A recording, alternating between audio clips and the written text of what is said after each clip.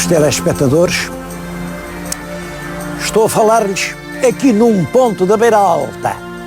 Isto aqui onde eu estou é Beira Alta. Bom, mas daquele lado, aquelas serras que viram, aquilo já é Trás-os-Montes. E entre Trás-os-Montes e a Beira Alta corre um rio. Todos sabem qual é. É o grande Rio Douro. Vêem essas encostas acima, onde se cria o generoso vinho do Porto. Do Porto é como quem diz, mas o vinho do Rio Douro.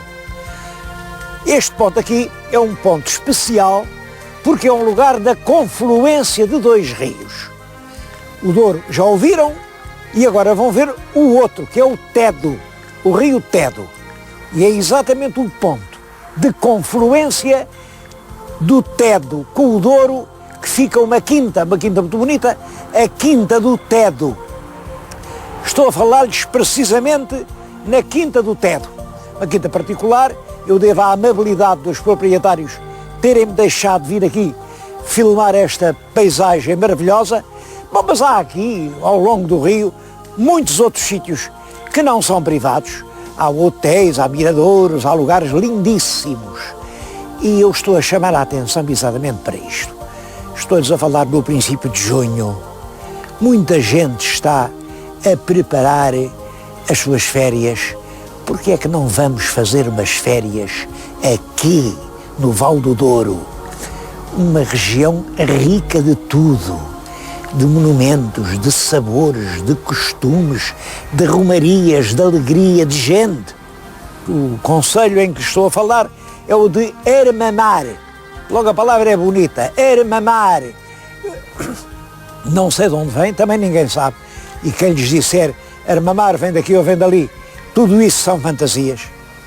É verdade que na Idade Média se dizia erma, não era arma, era Armamar, mas também não se sabe o que é que isso quer dizer. É um concelho que não é grande, tem 112 km².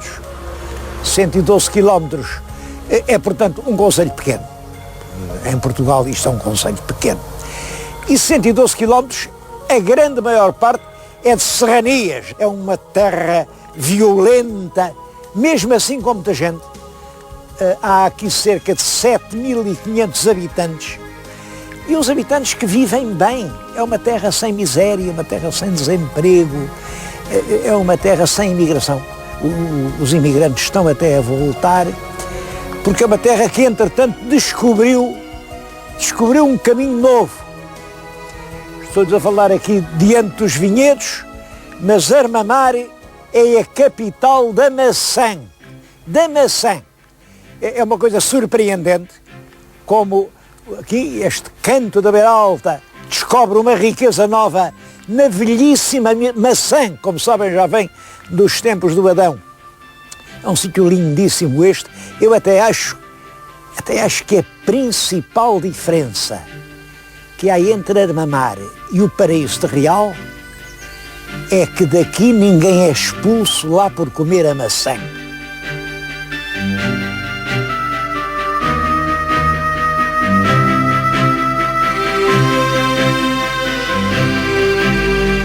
O que estão a ver agora é o Vale de Gugim. Reparem, há imensos barracões. Fica-se com a ideia, naturalmente são muitos pavilhões industriais. Não são.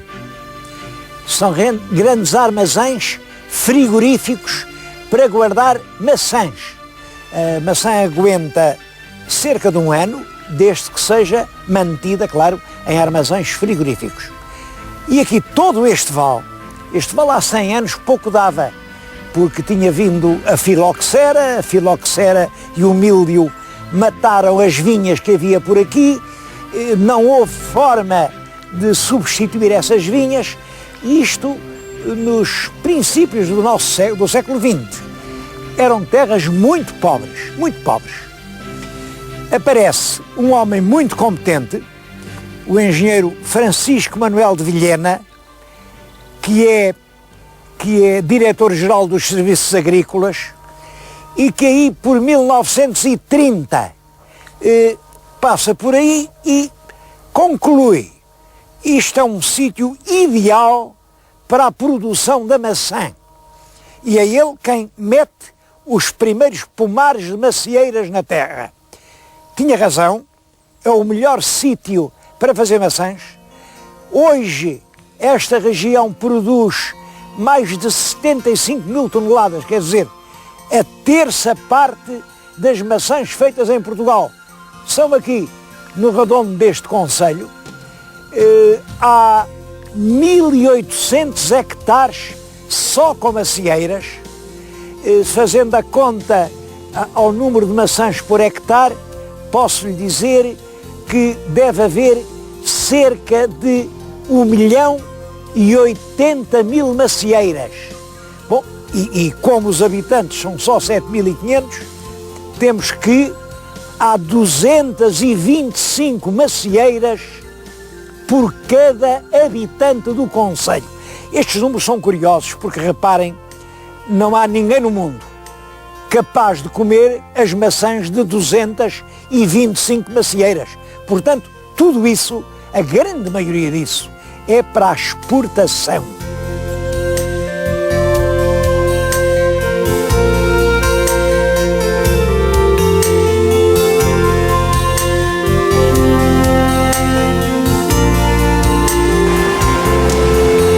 Estes milhões de maçãs destinam-se às grandes superfícies de todo o nosso país. Realmente o mercado da maçã é muito disputado, muito. Quem for aí a qualquer dessas grandes superfícies pode encontrar realmente a maçã portuguesa, mas ao lado está a maçã espanhola, a maçã francesa, a maçã italiana, a maçã da Nova Zelândia, a maçã da Argentina. Os preços andam todos à volta do mesmo. Bem, mas há um facto. A maçã portuguesa é realmente melhor. Melhor porquê? Porque é portuguesa? Não, não é isso, não é isso. Esta maçã que estão aqui a ver, estão as caixas e em baixo diz maçã de montanha. Estas maçãs são todas criadas em pomares de altitude, onde há uma grande oscilação térmica. Muito calor no verão, muito frio no inverno, e isso cria um tipo de polpa, um tipo de sabor que é diferente de quaisquer outras maçãs do mundo. Em histórias de maçãs há até aspectos muito curiosos. Eu tenho agora junto de mim uma caixa com estas lindíssimas maçãs. Reparem que isto é a Jona Gored. A Jona Gored. Esta maçã é tão boa e tão bonita que o senhor telespectador não pode encontrá-la no mercado. E não pode porque é proibido vendê-la. Proibido porquê? Exatamente por isso. Porque é boa demais. Excede a calibragem fixada na legislação internacional. Bom, e estas maçãs é um pouco como as pessoas. Se são muito más, não cabem nos empregos. Mas também se são boas demais, mandam-nas embora dos empregos. Nisso, as maçãs são como a gente.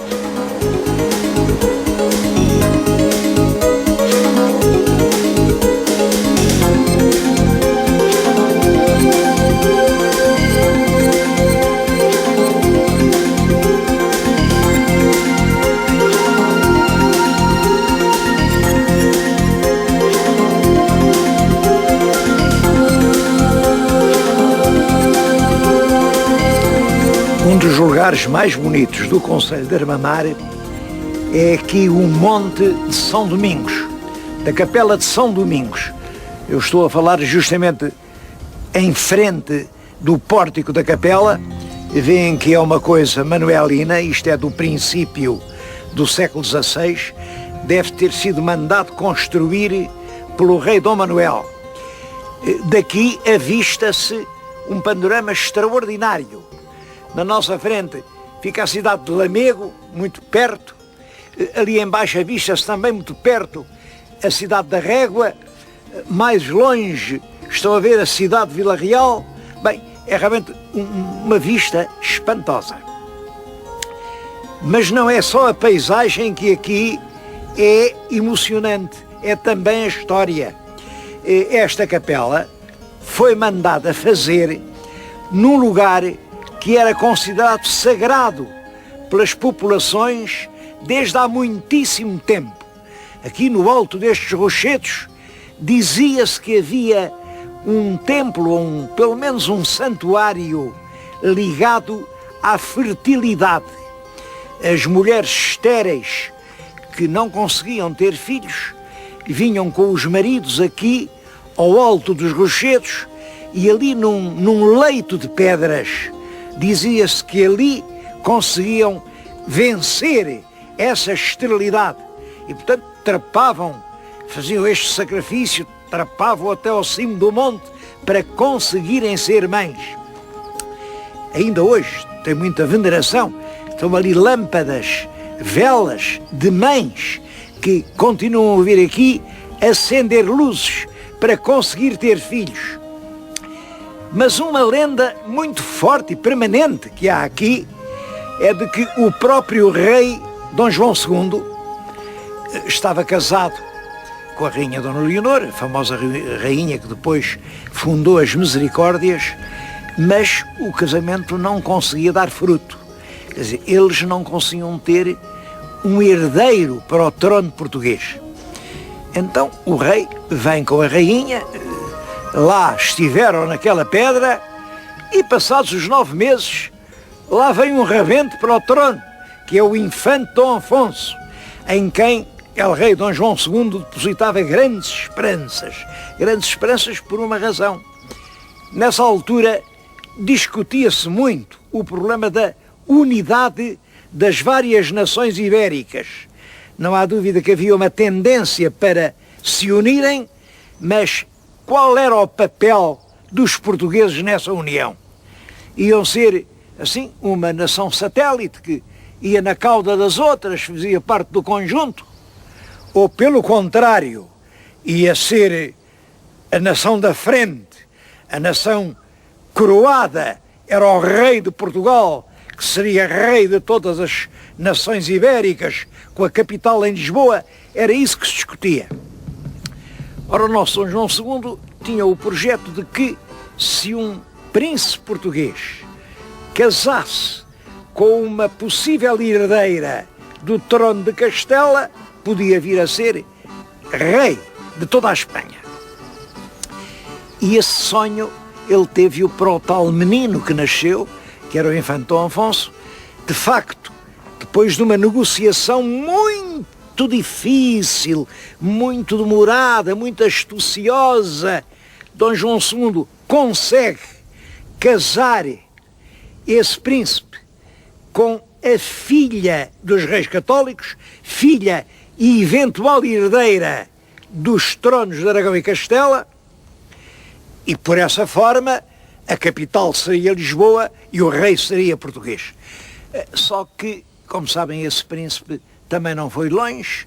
Quando cavalgava na Ribeira de Santarém, cavalgava de braço dado com um fidalgo, mas o cavalo dele tropeçou, o príncipe caiu, partiu o pescoço, e lá se foi o príncipe e lá se foi o sonho. O nosso rei Dom João II voltou a ficar sem herdeiros legítimos para o trono, e quem vem a herdar depois a coroa portuguesa é um primo, o rei Dom Manuel. É justamente o rei Dom Manuel quem manda construir esta igreja do nome de São Domingos. Não é o São Domingos de Gusmão, é um São Domingos mais antigo, visto que já no século XII se chama este monte Monte São Domingos, e nessa altura o São Domingos de Gusmão ainda não tinha nascido. Portanto, temos que aceitar, com certeza, que não iam pôr ao monte o nome de um santo que só daí a muitos anos é que havia de nascer. Hoje, o monte tem alguns problemas, eu queria lhes falar num.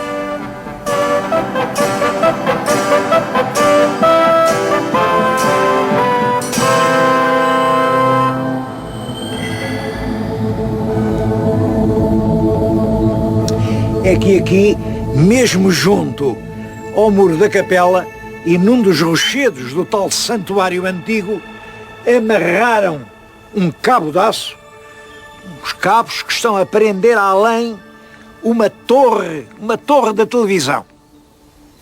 Eu bem sei que se não fosse aquela torre, ninguém estava a ouvir nada do que eu aqui estou a dizer.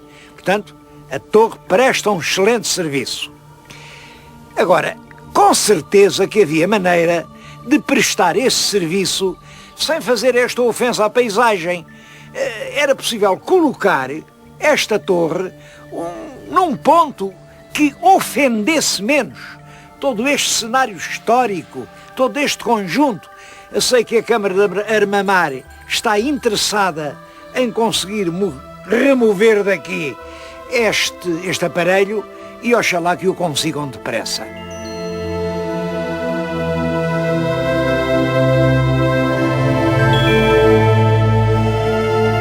Bem, mas voltando a essa questão da unidade ibérica, o problema teve uma solução muito diferente daquela que Dom João II tentou preparar. E a solução foi esta. O nosso rei Dom Manuel casou uma filha, uma princesa muito bonita, Dona Isabel, com o imperador Carlos V, imperador que era também rei de Espanha. Desse casamento nasce um príncipe, Filipe II, que depois, quando em 1580 se põe a questão de saber quem é que há de ser rei de Portugal, claro, veio Filipe II e diz com toda a razão: eu sou neto del rei Dom Manuel.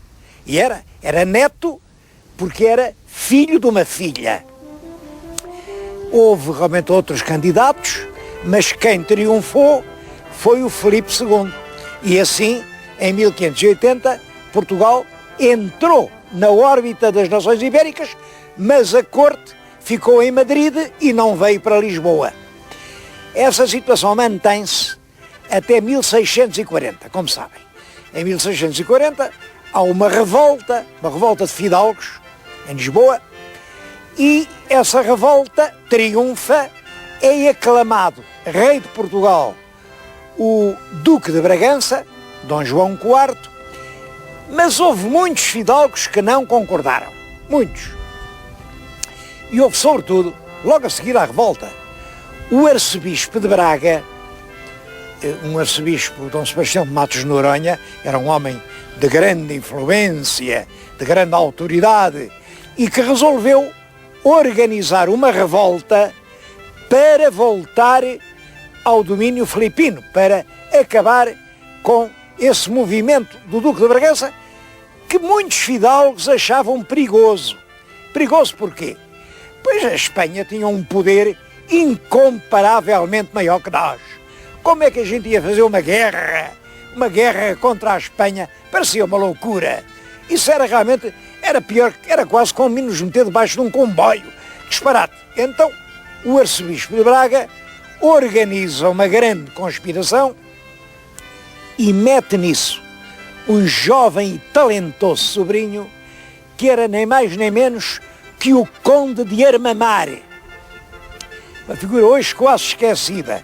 Eu estou em Armamar a recordar o primeiro e único Conde de Armamar. Também foi conde só durante 2 anos. Ele foi feito conde aos 22 anos, conde pelo Filipe IV, porque realmente era um rapaz de grandes qualidades. Além disso, era sobrinho do poderoso arcebispo de Braga. Eu creio que isso teve muita importância para o fazerem conde. Bom, e o arcebispo foi logo aquele moço que foi recorrer para fazer a revolta que devia pegar fogo a Lisboa. Naquela confusão saltavam ao passo, matavam o rei. Entretanto, as tropas espanholas intervinham para repor a paz em Lisboa e ficaríamos outra vez no conjunto da monarquia espanhola. Só que tudo isso foi descoberto, porque eles andavam a aliciar pessoas para a Revolução.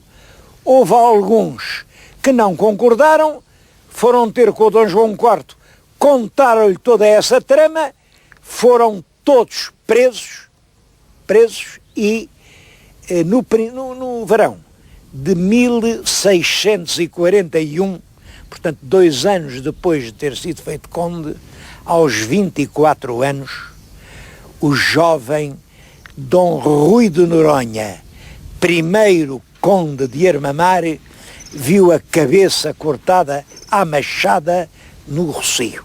Ele, o Marquês de Vila Real, vários outros fidalgos, os plebeus que se meteram nisso, ainda foi pior, porque esses amarraram-nos a uns cavalos e fizeram-nos em pedaços ali no Rossio. Foi uma sangueira, mas realmente era indispensável para manter o movimento da independência nacional.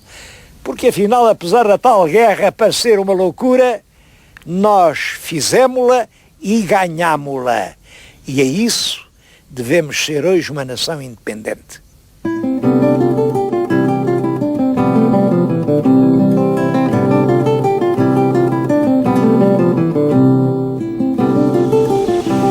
Outro lugar inesquecível aqui em Armamar, mesmo no centro da vila, é este miradouro da Miserela. Bom, chama-se Mirador, como veem, é um miradouro, e que dá para um vale a que chamam Vale da Miserela. Isto também deu origem a uma lenda curiosa, que eu lhes vou explicar, mas vamos ver o Vale da Miserela de outra direção.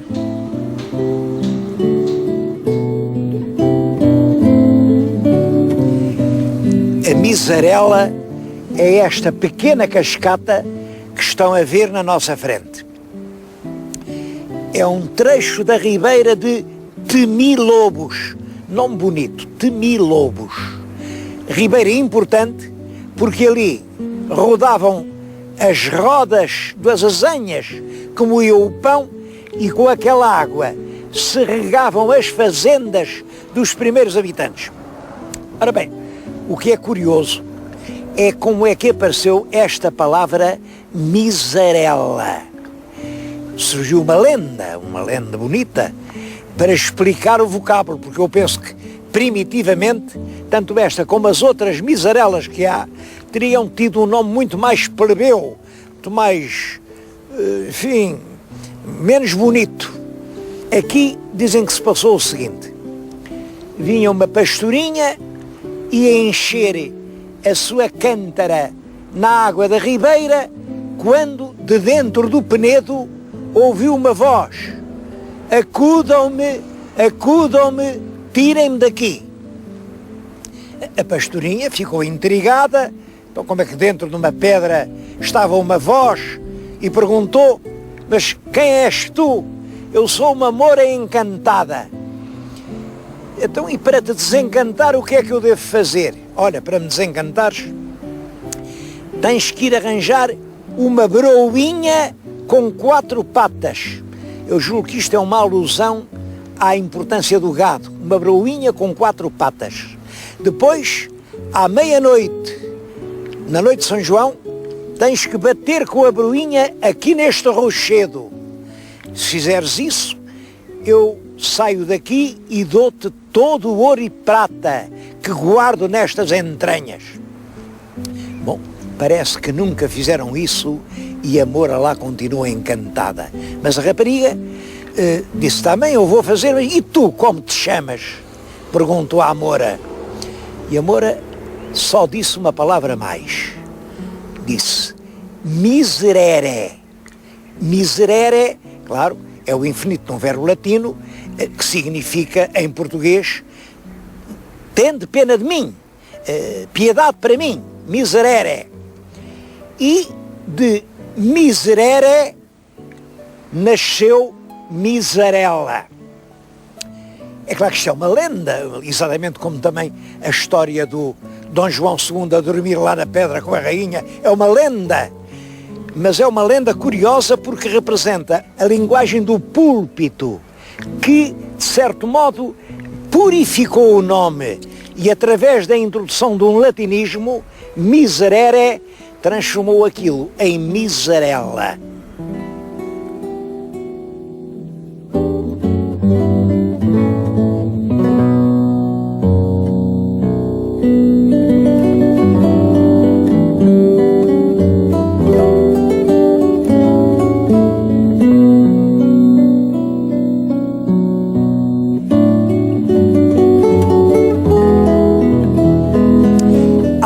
muito mais que ver aqui em todo o concelho de Armamar. Não deve deixar-se visitar, por exemplo, a aldeia de São Martinho das Chãs. Tem lá uma igreja do século XIII. Na fachada tem uma coisa muito curiosa. A corda com que se tocava ao sino do campanário fez na parede um roço mais fundo que um palmo. Durante mais de 500 anos, aquela corda puxou pelo sino que tocava as alvoradas, tocava afinados, tocava a rebate. Agora mudaram o campanário, está numa torre ao lado, mas toda a aldeia é um encanto. Ou aqui perto também, a aldeia medieval de Gojuim. Ainda lá tem uma rua da Idade Média, perfeitamente, ainda lá tem um pelourinho, porque ele já foi concelho.